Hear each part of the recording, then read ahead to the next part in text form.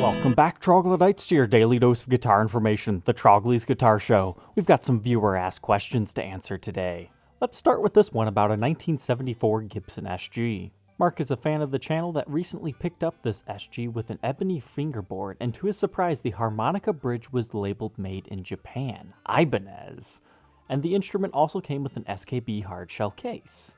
He's wondering if I've ever come across a regular harmonica bridge or an original SG case, because he can't seem to find any of these things online or for a reasonable price. Okay. So the 70s SGs from about 1973 to about 75 are some of my favorites. There's two different versions you can find in that time, an unbound ebony fretboard version and a bound rosewood fretboard. I really like the unbound ebony, but that was mainly because that was the first iteration I was ever exposed to and I just fell in love with that thing. So let's see what we can find here. We'll go to reverb, and a good way to find period-specific gear is to be pretty generic, like Gibson SG case. Then over here they have filters. You can filter it by decade. And you also have to remember, some people might not exactly know what they're selling. So I'm going to filter this for 70s and 60s and see if we can find anything here. Looks like a couple of junior cases, a Melody Maker, and one of these guys. Alright, so typically in this era, this is the case that I associate it with. You can also find a rectangle case that we'll look at here in a minute, but this is generally what most of them came with in the mid-70s. And I've got to say, if you are missing this original case, don't waste your time to hunt one of these things down. They're really not even that good of cases. They just have a bar clasp, they're not very form-fitting. Maybe they were better when they were brand new, but these are kind of cheap, flimsy cases. I personally wouldn't suggest paying $300 for one of those, unless you're restoring like an all mint original condition one. What I would suggest is actually going for one of these. Now these are generally associated with like late 60s, early 70s. You can find them for Les Pauls and SGs. Generally, I think of the purple interior ones, but here's an example of one that I believe would actually be for a Les Paul. These aren't that good of cases either, in my opinion, but they're kind of cool, and they're definitely worth a lot more. Yeah, this is just one of the late 60s Melody Makers. So yeah, unfortunately, I was unsuccessful at finding a good deal on one of those cases. Honestly, man, just stick with your SKB hardshell case if it fits properly, because it's really not worth paying that much for one of the older style cases. My suggestion, get yourself a Gen 2 chainsaw case. It's going to cost you about the same and be a way better protective unit. And the harmonica bridge, there's really no way around it if you want to swap it out.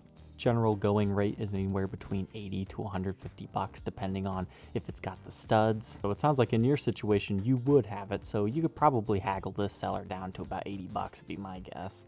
But the original ones were made in Germany by Schaller.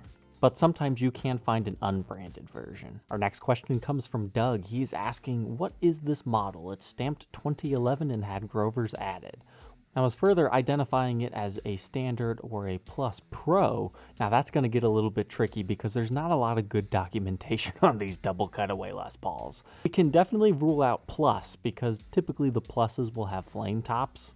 And doing some research online, I found this, Les Paul DC plain top and ebony. That seems to be a good fit, right? However, look at our control layout here.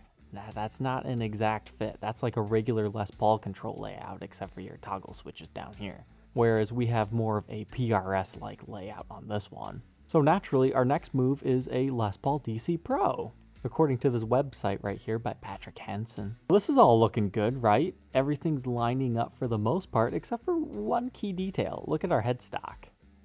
The Pros were from the late 2007. Here's one with a flame top, but they had kind of a unique thing on here, a crown inlay. There was also a custom shop version of the Les Paul DC called the Les Paul DC Pro. But this is not one of those either. This one has a even weirder headstock that we just kind of talked about a couple of days ago, the snakehead headstock. And that's definitely not one of those. So for these, the legitimate title of them is just Gibson Les Paul Double Cut. But to be honest, nobody really cares about the rest of the titles on these, so as long as they know what they're buying from the photos, which you've definitely provided them, I think you're going to be okay. And this one's from 2011. Now our good friend Faisal needs some help. So he's looking on some assistance on this guitar. He wants to know how much it could be worth. Let's go ahead and watch this. So right away, I can see we have some sort of a 80s Gibson Les Paul case. This is like the earliest Lifton reissue. These are actually kind of nice cases. They're very well known for their handles falling off, so if you have one that's still intact, that's actually a really cool thing. Looks like this is the version with a locking latch as well. They always have a pretty cool vibe to them, similar to the original ones. Okay, see a little. Okay, we've got some sort of a prehistoric. I just had to wait until we could see the ABR1 bridge here. This looks like a mid-80s prehistoric to me, just on first impressions. Ooh, he's even got some of the original case candy. That's nice. It appears somebody has swapped out the tuners there for, are they Schalers?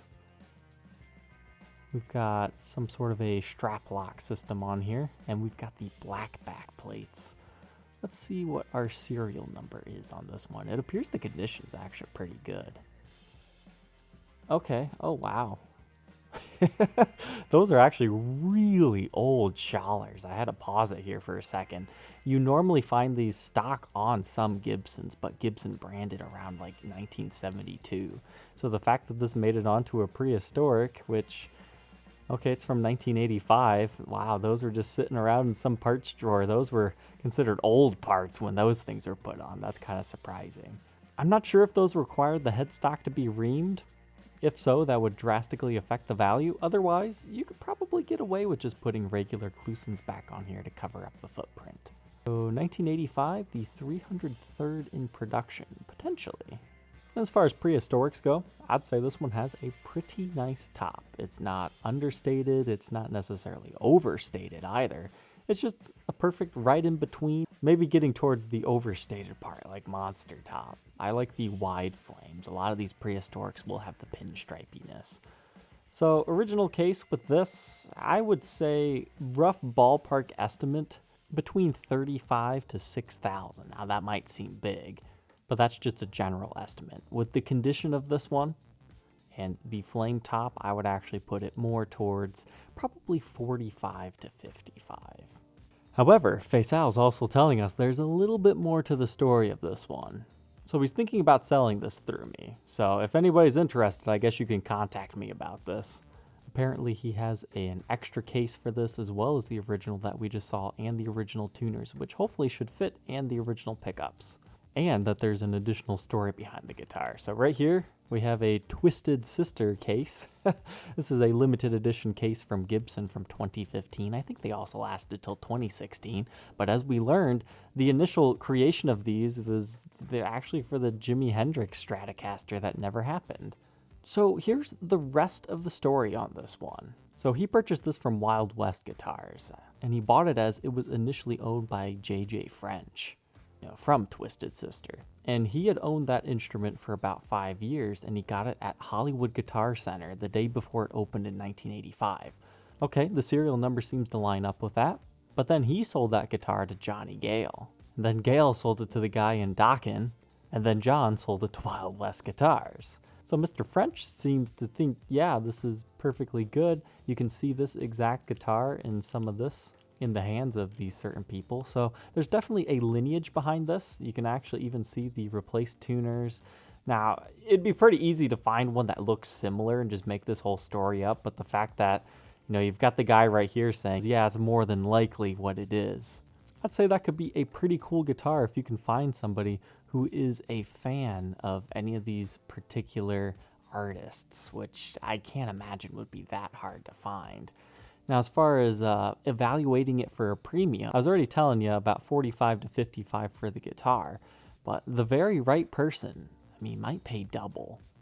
85 prehistorics aren't the most expensive prehistorics in the world, but realistically, anywhere between like 6 to 10,000 would be my guess. I actually found the old listing of this one, and they're saying it weighs 8.5 pounds. If that's true, that's extra light for one of these things. That's a really good weight. So hopefully that falls within what you were thinking as well, Faisal. So I can't speak for him what he will be willing to sell it for. So if you're interested in being the next owner of it for around 10 grand, I guess you can reach out, and hopefully we can get you guys in contact. Now let's see what's up with Chad. He recently purchased a 2015 Flying V in Heritage Cherry from the Gibson Demo Shop. Oh, this was a previous private help session. So what he ended up getting, I believe, was one of those Japan exclusive 70s reissues ones that has like the correct volute and everything. And that was back when Gibson was still selling things way too cheaply.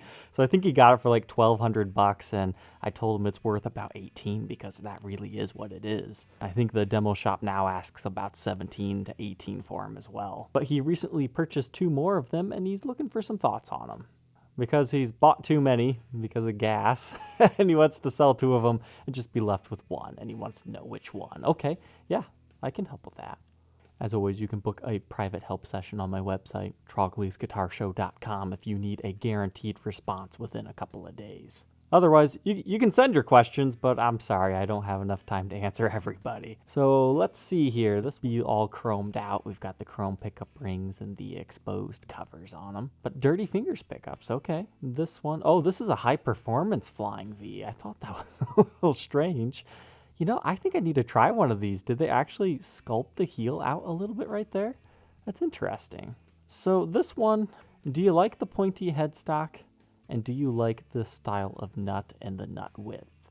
If you love it, keep it. If not, yeah, I'd probably put this one on the chopping block. But being a high performance spec, I don't think you would lose money. I mean, $11.99 was not that bad of a price to pay. When did he buy this? Whoa, only 2 weeks ago. But this one's from 2017. Looks like somebody wants 14 for theirs, 18 here. Those are the only 2 on the market. Some other ones have sold around 12 to 14. So yeah, I'd say you got a good price. But you also have to remember, the Gibson Demo Shop apparently has a lot of these things. So that's one option here. What's our other one? Oh, okay. I haven't talked about this one yet. He just got this, I think, what, yesterday? Yeah.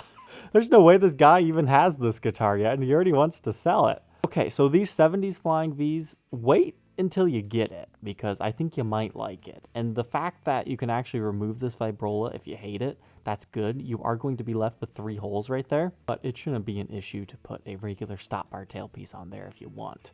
Otherwise, it looks like all they changed were the tuners. These are pretty nice guitars, but to be honest, I've yet to fall in love with one of these. Like, I thought it was nice. It's not a trash guitar, but it wasn't my favorite. It didn't blow me away. But maybe I just didn't get an example that was meant for me. But at $17.99, here's the thing about these guys. It's nearly impossible to find them in stock. Because even right here, looking for it, there's none. So while on this particular guitar, you could realistically probably get between $1,250 to $1,600.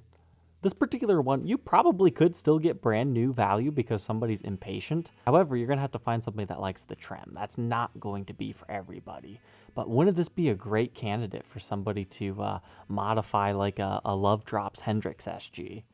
So Chad, here's a few different options for you. You got a fantastic deal on that earlier one that I already did for you. If you like all 3 of these guitars and it really doesn't matter to you which ones you keep or not, I would sell your first one, despite that would be the one that I would personally keep, because you'll be able to get more money out of it to, you know, buy a pedal or something else you might need. And then I would also sell your HP because you can likely get out of that without losing anything and make a bit. However, once you take out fees and everything for selling and shipping and all that, I think you're pretty much stuck with the 70s Flying V without losing at least a little bit of money.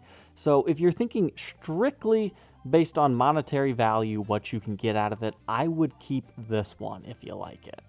Because at best, you could break even. Whereas these other ones, with enough time, you'd be able to sell it. So that'd be what I would suggest for you. Alright, Troglodytes, thank you for tuning in today. Don't forget to like, comment, and subscribe, and we'll catch you tomorrow on the next episode. Take care.